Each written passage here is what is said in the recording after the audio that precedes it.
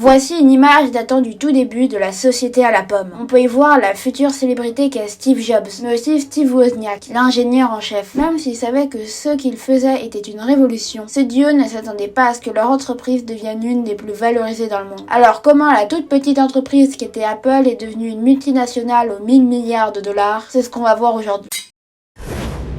La plupart du temps, on commence par parler de la vie géniale de Steve Jobs pour expliquer comment Apple est devenue une des entreprises les plus puissantes du monde. Cependant, prenons les choses à l'envers. Au lieu de commencer par la vie de Jobs, parlons de celle de Steve Wozniak. Ce dernier a été en réalité celui qui a fait exister en premier lieu l'entreprise Apple. Et sans lui, on ne serait pas là aujourd'hui. Steve Wozniak naît le 11 août 1950 dans la ville de San Jose, en Californie. Comme vous pouvez vous y attendre, il a été introduit dès son plus jeune âge dans les milieux de l'informatique, surtout grâce à son père. Et oui, ce dernier était un ingénieur très compétent dans son métier et fabricant du matériel à la pointe de la technologie. C'est pour ça que Francis Jacob a énormément exposé son fils à l'électronique. Et n'oubliez pas qu'on parle de celle de la fin des années 50. Tout commençait par une question, puis une autre, et encore une autre, jusqu'à que le petit Wozniak arrive à comprendre le système en son entier. Après, même si ça l'avançait énormément dans les matières scientifiques, son père ne lui expliquait pas les formules mathématiques complexes derrière tout ça. Il n'était pas encore prêt pour ça. Ça a quand même permis à Woz de créer un système d'interphone à l'école primaire seulement. Ce système lui permettait de discuter avec ses amis à distance depuis chez eux sans même les voir. Le projet était en plus totalement secret, donc il pouvait faire le mur en toute tranquillité juste via un simple appel de téléphone, un peu comme les gens font maintenant. Les enfants dans le lieu où il habitait étaient à peu près tous des enfants d'ingénieurs dans l'électronique, et donc ses passions étranges ne lui ont donné aucun problème à cette époque. Mais au collège, c'était bien différent. À cause de sa timidité énorme, mais refoulée pendant toutes ces années, il a été laissé de côté par les autres camarades et a été considéré comme l'intello étrange de la classe. Il a cependant continué à créer des projets, comme avec son additionneur-soustracteur qu'il a présenté à un concours de sciences en 4e. C'était une calculatrice classique, avec toutes les fonctions retirées sauf l'addition et la soustraction. Même si cela peut sembler rudimentaire, c'était incroyable qu'un gamin aussi jeune, en 4e, je vous le rappelle, arrive à créer ce projet-là. Alors que les objets qu'il créait faisaient aussi des blagues, beaucoup de blagues, et parfois de mauvais goût. Sa meilleure et sa pire, ça dépend de comment on le voit, était de faire croire qu'il y avait une bombe dans l'école. En prenant un métronome et en le décorant un peu, c'était extrêmement facile de le faire croire. Il s'est fait repérer par le directeur et a probablement cru que c'était la fin pour lui. Il avait raison, car il a dû aller dans une maison de redressement. Pour une nuit, je vous rassure. C'est au lycée que son futur commence enfin à se dessiner. Effectivement, il a pu réaliser son rêve depuis petit en touchant pour la première fois à un ordinateur en travaillant dans l'entreprise Sylvania. Cela lui a donné son passe-temps favori à cette époque, redessiner les ordinateurs qu'il voyait dans les revues. Et tout cela avec le moins de composants possible. Il est devenu un professionnel du dessin de micro-ordinateurs. Et je parle du dessin sur le papier. Ce futur ingénieur n'avait aucun rond pour payer les composants exorbitants de l'époque. Mais il savait profondément qu'il pourrait un jour le faire. Un peu plus tard, il est rentré à l'université et il a pu suivre un cours d'informatique, ce qui était extrêmement rare pour l'époque. La matière était normalement pour des niveaux supérieurs d'études, mais avec une simple demande, il a réussi à l'intégrer. C'est pendant ces années qu'il a réussi à accomplir le rêve qu'il s'était fixé il y a très longtemps. Créer un ordinateur, dans la vraie vie. Il l'a fait en compagnie de Bill Fernandez. La machine se nommait le Cream Soda. Il n'était cependant pas très performant avec ses 256 octets de RAM. Pour rappel, on est actuellement à 16 ou 32 gigaoctets de mémoire vive, soit 62,5 à 125 millions de fois supérieur à ce qu'il avait dans son petit ordinateur. Notre cher protagoniste m'a rencontré Jobs, toujours grâce à ce bon vieux Bill. Ce dernier lui a dit qu'il aimait les blagues et l'informatique, tout comme lui. Ça a directement convaincu Woz de le voir et de lui parler. Et c'est à ce moment-là que tout va réellement trouver son sens.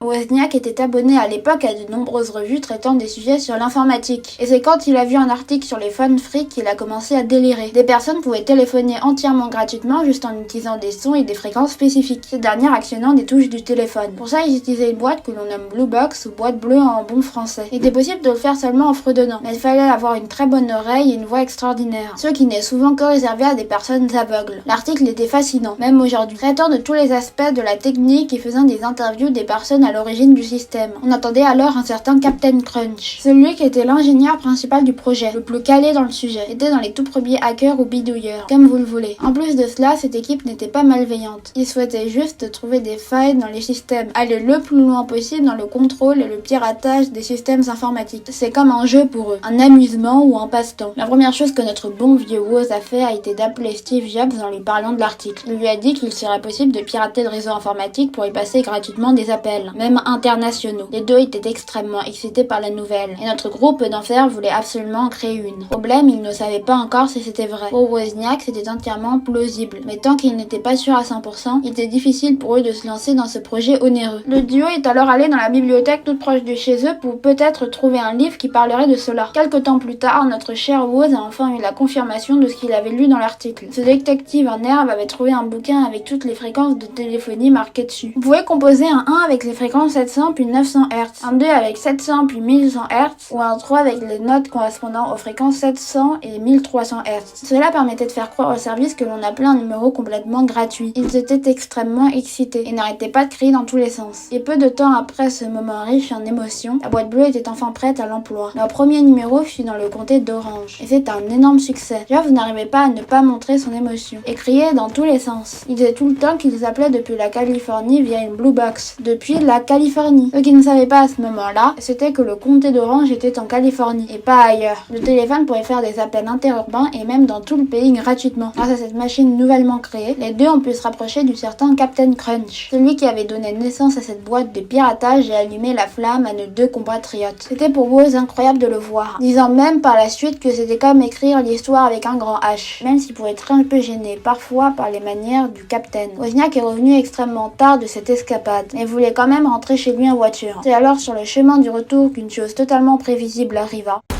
Oui, il a fait un accident de voiture. Heureusement, celui-ci n'a pas été mortel, ni n'a fait trop de dégâts aux passagers et aux conducteurs. La seule vraie victime était la voiture. Elle était totalement défoncée et il était impossible de la faire revenir à la vie. Elle était morte pour toujours. Et vu qu'elle voulait encore sortir, il lui fallait de l'argent pour en payer une nouvelle. C'est pour ça qu'il a eu le courage d'arrêter ses études après avoir validé sa 3e année à Berkeley. Sans cet incident terrible en apparence, Steve Jobs et Steve Wozniak n'auraient probablement pas créé Apple. C'est là qu'on voit que tout se joue sur un minuscule événement de rien du tout. Bon, notre histoire de boîte bleue qui permet de communiquer à distance n'était pas encore terminée. Comme les personnes de l'article, ils n'utilisaient pas la Blue Box pour communiquer à leur famille, à des proches ou à n'importe qui, mais plutôt pour s'amuser avec les failles qu'ils avaient découvertes. Wozniak voulait être le plus éthique possible dans sa démarche. Cependant, un jour, Steve Jobs proposa une idée risquée, mais intéressante, celle de vendre cette petite machine au grand public. Par une raison inconnue, Woz accepta et ils en vendu quelques-unes. Une personne a même essayé de les braquer pour en avoir une, mais vu qu'il n'y avait pas de notice, difficile de savoir comment ça marche sans être un ingénieur Bac+3. Ce tout petit apport financier n'était pas d'une assez grande aide pour financer tous les achats que les deux avaient. C'est pour ça que notre Woz national est allé à Electroglass, puis Jobs chez Atari. Quelques temps plus tard, notre ingénieur alla créer des calculatrices dernier cri chez Hewlett Packard, autrement HP. Leur meilleure calculatrice à cette époque était l'HP 35. Elle avait toutes les fonctionnalités importantes d'une calculatrice. La multiplication et la division déjà, mais aussi et surtout les nombres pi, la trigonométrie, etc. Comme avec l'additionneur soustracteur d'avant, ça ne semble pas vraiment incroyable. Mais pour l'époque, c'était quand même une grande révolution. Le temps de calcul avait énormément diminué, et la science pouvait aller toujours plus vite et loin. Ce travail laissa l'argent et tout de même le temps de créer à Wozniak différents projets. L'un des principaux est celui où il préférait se faire connaître et Dialojoke. Tout de même, le premier service de blague téléphonique de San Francisco. C'était un véritable succès, et l'engouement présent autour était si fort que certains numéros étaient surchargés d'appels, car les gens se trompaient en les composant. Il a même rencontré sa première femme via le service d'appel direct qu'il avait mis en place. Elle se nommait Alice. Notre ingénieur était aussi joueur de la première heure, et s'est envoyé dans un bowling le jeu Pong qu'il a décidé de le refaire, tout seul et à la main. Plus tard, il a même réalisé le jeu Breakout pour Atari pendant qu'il était chez HP. Vous vous demandez peut-être pourquoi je vous raconte tout cela, et c'est tout simplement parce que grâce à tous ces projets, bien qu'insignifiants, et grâce à toutes les expériences que Wozniak a vécues, il a pu créer l'Apple I.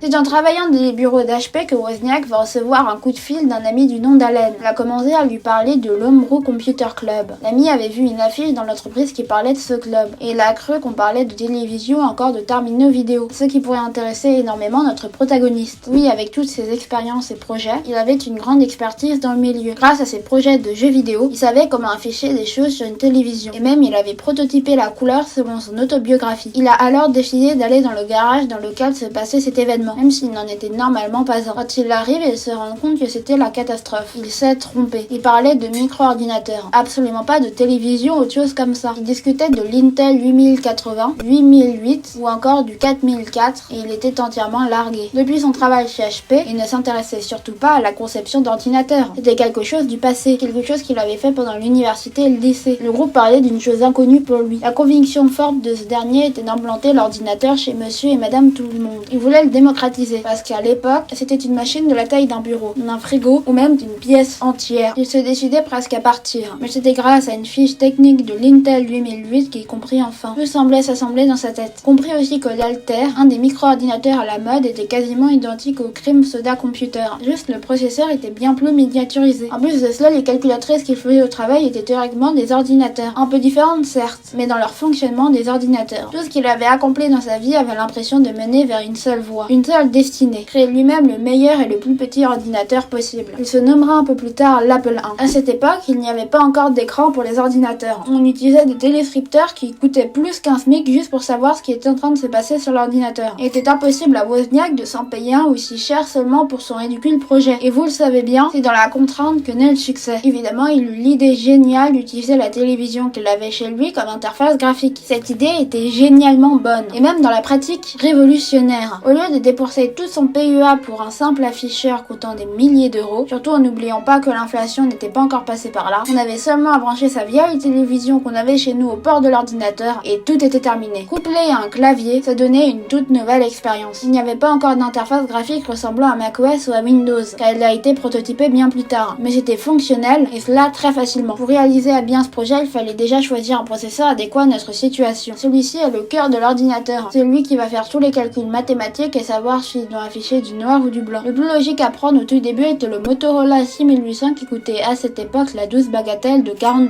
et était assez performant pour faire tourner l'ordinateur et faire les tâches demandées par l'utilisateur. Cependant, Woz a changé de processeur et s'est tourné vers celui de MOS, nommé le 6502. La raison est simple, il coûtait 2 fois moins cher, il était compatible broche par broche avec le Motorola et faisait tourner ce qu'on voulait dessus. Il n'y avait aucune nécessité de changer les schémas et le prix diminuait. C'était tout bénéficiaire. Après avoir choisi les divers composants nécessaires à la fabrication de la bête, c'était l'heure de concevoir le tout premier programme de la machine. Et oui, sans rien à faire tourner, la machine ne sert à rien. Celui-ci était un logiciel de moniteur qui permettait de faire l'analyse de tout ce qui se passait sur l'ordinateur. Avec la taille très limitée de stockage qu'il avait dessus, il ne pouvait pas le faire sur plus de 256 bits. Est-ce que vous imaginez 256 bits, c'est extrêmement peu. Avec, il nous est seulement possible d'écrire une phrase de 32 caractères grand minimum, soit littéralement bien plus petit que la phrase que je suis en train de vous pondre. Après un travail acharné, car tout a été fait en binaire, le programme était enfin prêt à être testé. C'est probablement avec stress et excitation que Wozniak a mis en marche la bête. Et tout semblait marcher. Il fallait maintenant tester l'écriture du texte. Et ça marchait encore. C'est alors le jour du dimanche 29 juin 1975 que le tout premier humain sur Terre arriva à saisir un caractère sur un clavier, mais aussi à le voir sur un écran. À notre époque dans laquelle on associe directement un ordinateur à un écran, puis un clavier, puis une souris, ça nous paraît totalement dérisoire. Mais à ce moment, c'était en réalité une révolution gigantesque. L'ordinateur n'est plus quelque chose pour les geeks, les nerds comme on les appelle, mais plutôt un outil pour monsieur et madame tout le monde. Plus besoin de payer toutes ses économies ou de faire un prêt pour un affichage. Un branchement sur la télévision suffit. Bon, la conception n'était toujours pas finie pour le moment. L'ordinateur était encore un langage machine, soit celui le plus difficile à utiliser et le plus proche de l'ordinateur. Et la mémoire vive que Wozniak avait pu se payer n'était pas suffisamment performante pour l'ordinateur. Le second problème est celui qu'il faut régler probablement le plus rapidement possible, car Wozniak avait entendu parler qu'Intel vendait un nouveau type de mémoire vive, la DRAM, qui était beaucoup plus rapide. Cette dernière stockait bien plus de choses en mémoire et avait une capacité bien plus grande que l'on avait avant. Cependant, elle coûtait un bras et elle était, paraît-il, introuvable dans le petit marché de l'ordinateur. Steve Jobs a leur proposé de demander gratuit des barrettes chez Intel, mais c'était totalement délirant. Il était alors impossible pour une boîte comme Intel d'accepter une offre.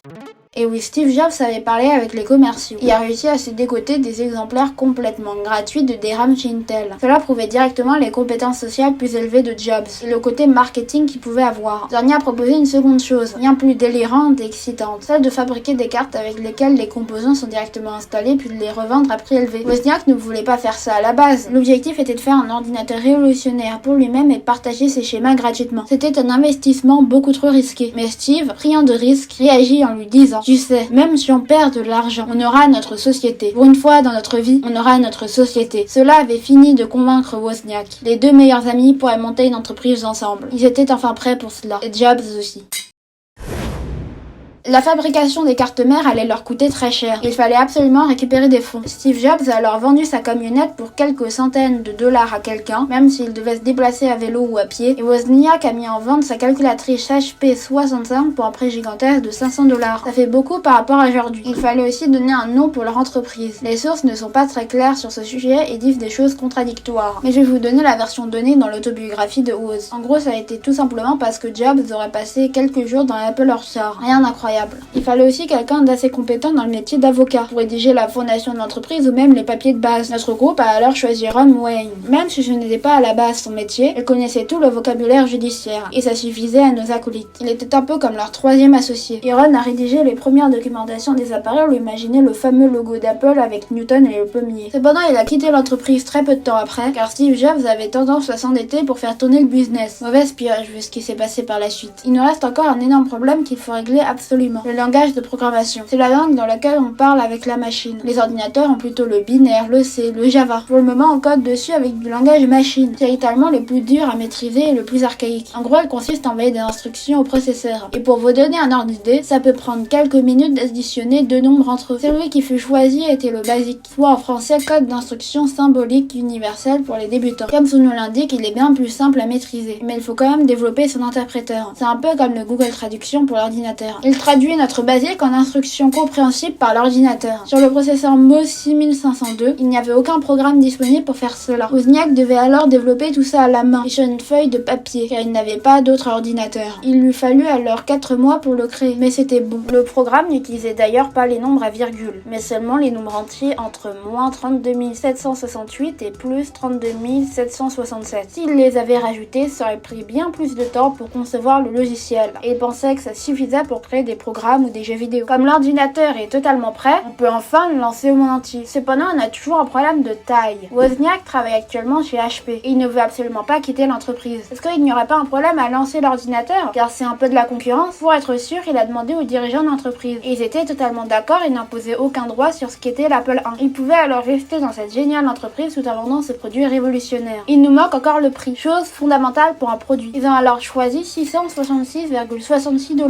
Bon, ça ressemble à une référence satanique étrange, mais comme le raconte Wozniak dans son livre, il ne connaissait pas le nombre de la bête. En gros, il adore les nombres dans lesquels les chiffres se répètent, et 666,66 $, ça donnait environ 500 $ avec une majoration sur le produit de 30%. Le produit était enfin à la vente, et les profits arrivèrent très rapidement. Effectivement, un magasin d'informatique avait fait une commande de plus de 50 000 $. Vu que c'était un montant trop élevé pour eux, les deux Steve ont décidé de faire un emprunt à la banque pour pouvoir tenir les sommes, ce qui a fait partir notre bon vieux Ron Wayne. Au début 1976, ils avaient selon Woz vendu approximativement 150 ordinateurs, ce qui était une goutte d'eau dans le paysage de l'informatique, mais incroyable pour eux. Les ventes ne comptaient pas énormément à ce moment-là. Le plus important était qu'ils prenaient part à une révolution, mais l'excitation fut de courte durée, car il fallait se mettre au travail pour fabriquer l'Apple II.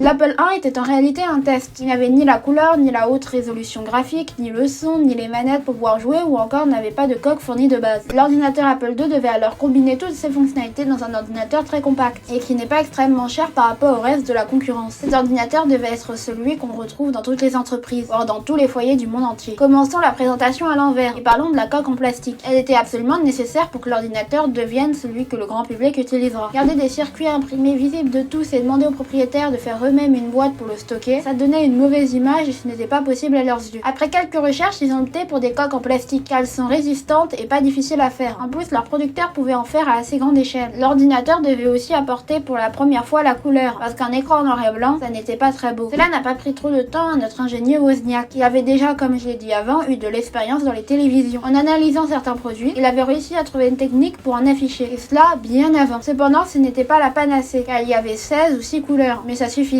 En rajoutant les fonctionnalités de mettre une plus haute résolution graphique en enlevant certaines couleurs, ça donnait quelque chose de réellement potable pour l'époque, même si c'est ridicule comparé à maintenant. L'un des rajouts les plus futiles mais importants était le son. Bon, même avec les haut-parleurs mis dedans, on ne pouvait pas encore écouter du Mozart dans notre playlist Spotify. C'était du son 1 bit. Vous avez déjà probablement écouté du son en 8 bits. D'ailleurs, voici un passage.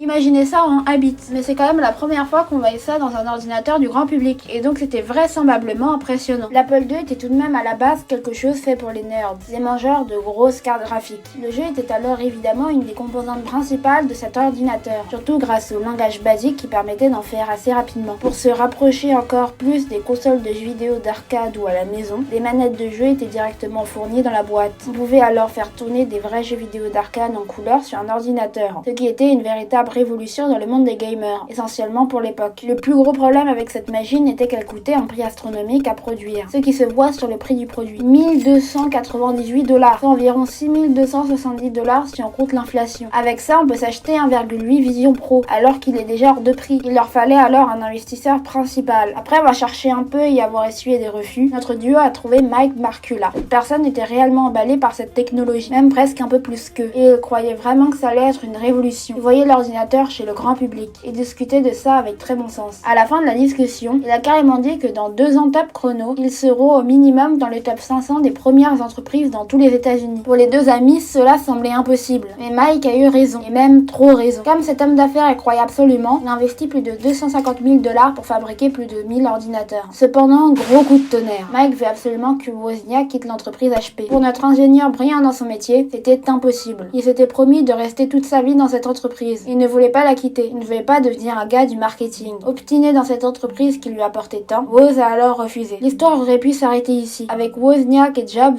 qui se séparent. Mais c'était sans compter la détermination de Steve Jobs. Il a demandé à tous les amis de Woz de l'appeler sans cesse pour lui demander de revenir sur sa décision et de quitter HP. Et c'est la parole d'Allen qui lui a réellement fait changer d'avis. Il lui a dit qu'il pouvait devenir riche tout en restant ingénieur. Et c'est ce qui l'a rassuré. En vérité, ce qui le dérangeait vraiment, c'était le fait de devenir un dirigeant. Il voulait rester un ingénieur toute sa vie. Les responsabilités d'une grosse multinationale le rendaient anxieux. Et il aurait foncé droit dans le mur s'il aurait pris cette position-là.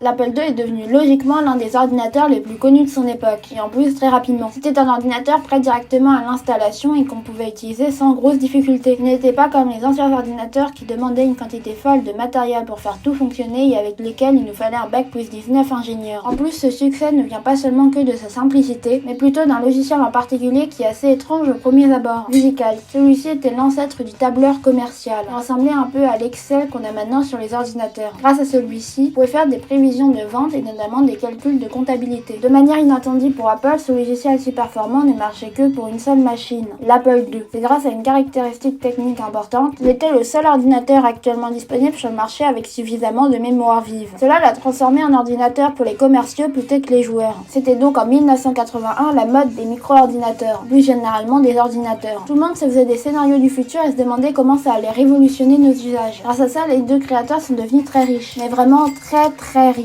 Et en plus, avec l'introduction gigantesque en bourse qu'ils ont fait, les sommes sont devenues encore plus gigantesques. Par exemple, Wozniak a pu vendre 20 000 de ses parts à 5 $ chacune, ce qui fait au total 100 000 $ de l'époque, donc sans compter l'inflation, je vous rappelle. Il a pu s'acheter une énorme magnifique maison avec, mais ça n'a pas empêché de divorcer d'Alice un peu après. Oui, la femme qu'il a trouvée via des blagues téléphoniques. Aussi, en parlant de Wozniak, il a eu un accident pendant qu'il volait. Il a eu un type d'amnésie qui n'empêche pas de se rappeler, mais plutôt de se créer de nouveaux souvenirs. C'est allé de mieux en mieux. Il a décidé de faire lui-même un festival, avant de revenir un peu plus tard puis de repartir d'Apple pour créer des télécommandes universelles. Pour avoir une direction toujours claire et précise, Apple va recruter Michael Scott en 1978. Cette personne est un ancien de National Semiconductor, et Steve pensait qu'il était un choix judicieux pour gérer les affaires.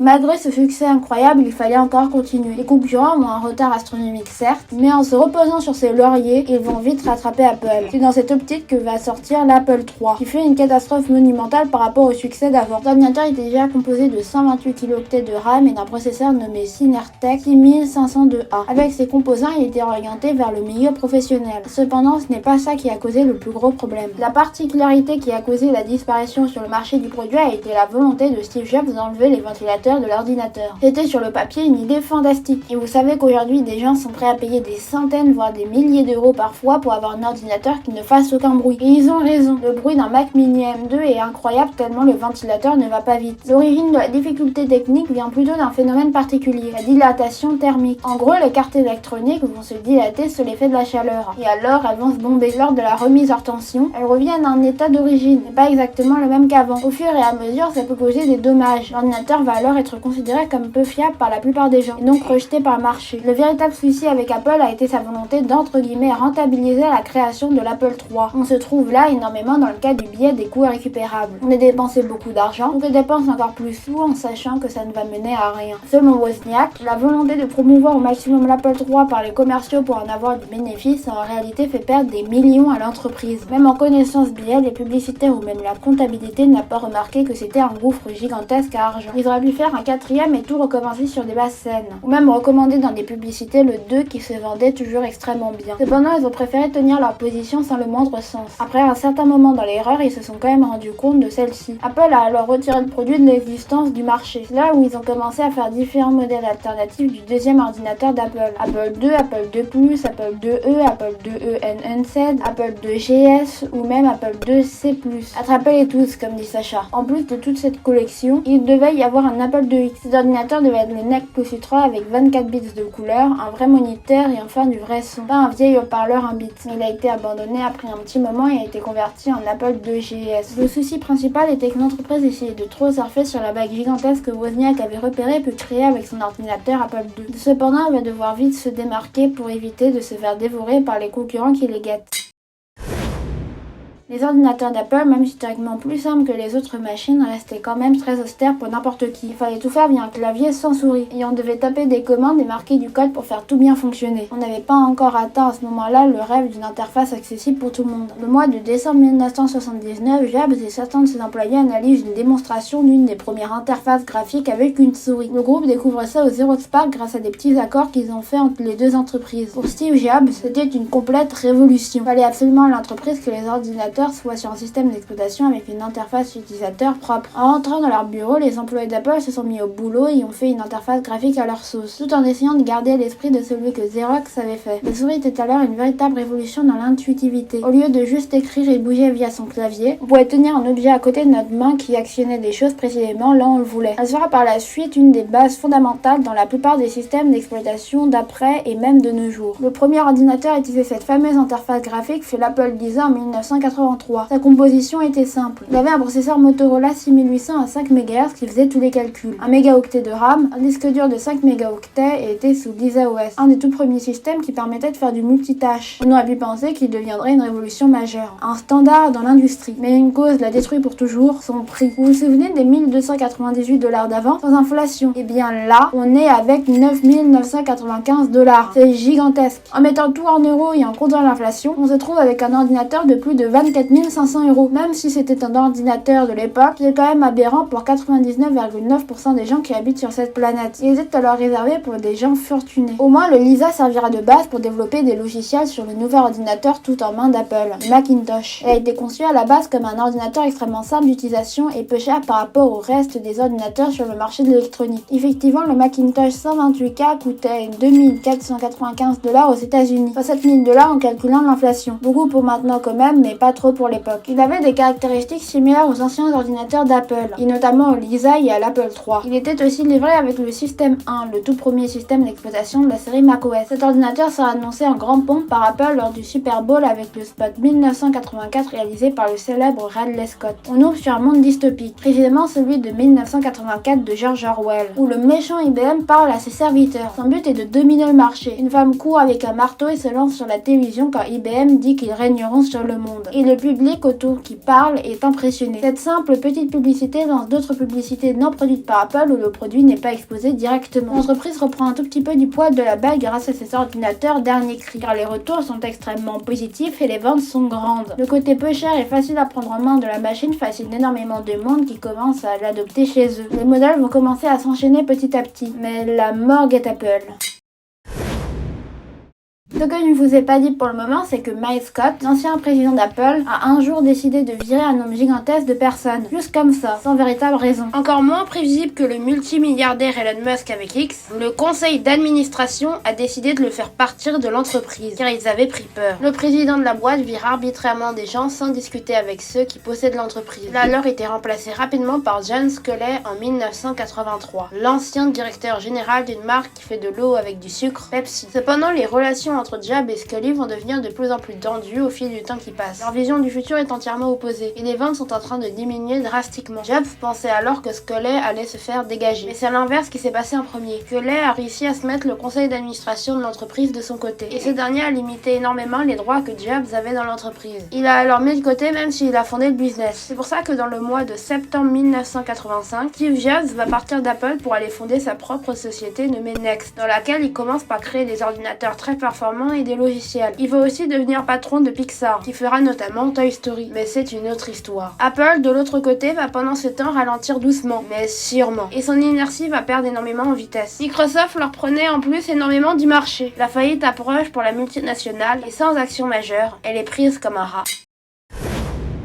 À deux doigts de mettre les clés sous la porte une fois pour toutes, Apple doit alors trouver une solution pour régler ce problème. Il décide d'acheter Next, vous savez, l'entreprise de Steve Jobs. L'achat des centaines de millions fut effectif le 4 février 1997. Grâce à celui-ci, Jobs a récupéré un nombre important des parts qu'il avait perdues. Il devient alors directeur général par intérim au mois de septembre 1997. Le mot intérim sera enlevé quelques années plus tard de son titre. Il commence par restructurer l'entreprise au complet. À partir de maintenant, on ne se concentre plus sur 50 produits à la fois, mais au grand maximum 4, car ils n'ont pas le temps ni les moyens d'en faire autant. L'autre changement important est l'apparition du slogan extrêmement connu du Think Different. Celui-ci dit qu'acheter du Apple est en gros égal à penser différemment, être comme un génie que personne ne comprend vraiment. C'est une technique extrêmement élitiste, mais qui marche de nombreuses fois. Le système d'exploitation de Next Step, devient aussi la base pour la suite de macOS. D'ailleurs, les systèmes d'exploitation avec comme base Next Step se nomment macOS X et pas macOS tout court. Le premier ordinateur créé par Apple dès le retour de Steve Jobs a été l'iMac G3. Dans la continuité de ce que faisait la marque, c'est un ordinateur tout en main où tout y est combiné. L'écran de 15 pouces, le boîtier et un ordinateur dedans. C'était l'ordinateur familial par essence. Et passait alors du bureau du père au salon. On pouvait y chercher des recettes de cuisine ou encore naviguer rapidement sur internet. Le design était toujours avec plein de couleurs différentes, ce qui donnait un aspect toujours plus familial. Ces couleurs sont aussi utilisées pour les nouveaux iMac M1, même s'ils ne sont plus nouveaux réellement. Ce fut un véritable succès commercial et l'entreprise avait vraiment repris son essence. Apple va en plus sortir l'iPod, un tout petit appareil qui permet d'écouter la musique qu'on a envie. C'est ce qu'on appelle un baladeur, même le baladeur le plus vendu de toute l'histoire de ces derniers, et cela dans le monde entier. La molette rendait en plus l'outil agréable à utiliser. Il avait quand même un système de paiement un peu différent, car on payait individuellement chaque morceau ou bande son pour de l'argent, et ça ne marchait toujours pas par abonnement. En plus de cela, l'application iTunes permet d'avoir toutes ces musiques sur Windows ou macOS. Seulement, j'ai encore une dernière chose à vous parler.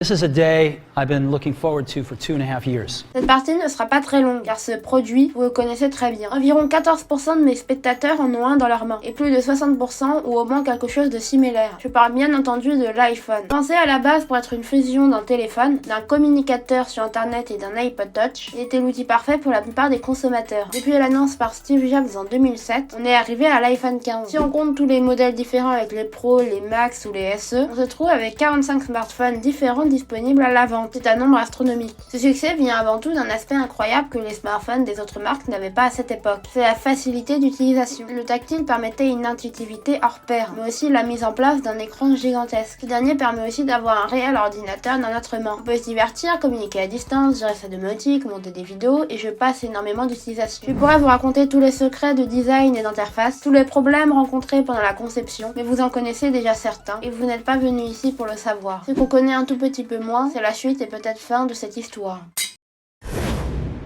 Steve Jobs a appris en 2003 qu'il avait un cancer. Refusant la chirurgie et préférant les méthodes non prouvées par la science, cette anomalie va devenir de plus en plus grande et le rendre de plus en plus pâle et faible. Ce visionnaire va finalement accepter de se faire hospitaliser de nombreuses fois, et même va faire une greffe du foie en avril 2009. Le 24 août 2011, il démissionne dans l'entreprise en laissant le pouvoir au bon vieux cher Tim Cook. Il meurt le 5 octobre 2011 chez lui, alors qu'il était assez jeune. Le pire est que sans ses croyances étranges, on aurait pu le sauver. Malgré tout, il y a des chances qu'il n'aurait pas pu créer Apple sans ça. Cependant, l'entreprise n'est toujours pas encore finie. Apple tient très bien actuellement et Tim Cook sait encore réinventer la roue. Elle continue toujours la production des Mac, des iPhones ou encore des iPads. En gros, un iPhone mais bien plus gros. Elle y a rajouté des nouveaux produits comme l'Apple TV, l'Apple Watch ou les AirPods. Leur nouveau produit pour le moment semble être le Vision Pro. C'est un casque de réalité mixte. On voit la réalité, mais aussi des choses supplémentaires avec lesquelles on peut interagir. Il sort en 2024 aux États-Unis à un prix de 3500 $, ce qui est assez énorme. Peut-être un jour il sera dans nos foyers, mais c'est à l'avenir de nous le dire. En 2018, l'entreprise à la pomme dépasse un palier symbolique de 1000 milliards de dollars, soit d'1 billion. Ça fait quand même environ 280 millions de Vision Pro. Voici la conclusion de l'une des vidéos les plus longues de ma chaîne et celle qui a probablement demandé le plus de travail, surtout en écriture. Les principales sources ont été l'autobiographie de Steve Wozniak avec iWoz, mais aussi un peu la biographie de Walter Isaacson sur Steve Jobs. D'ailleurs, si je peux vous conseiller un auteur de biographie sur des personnes connues, c'est bien Walter Isaacson.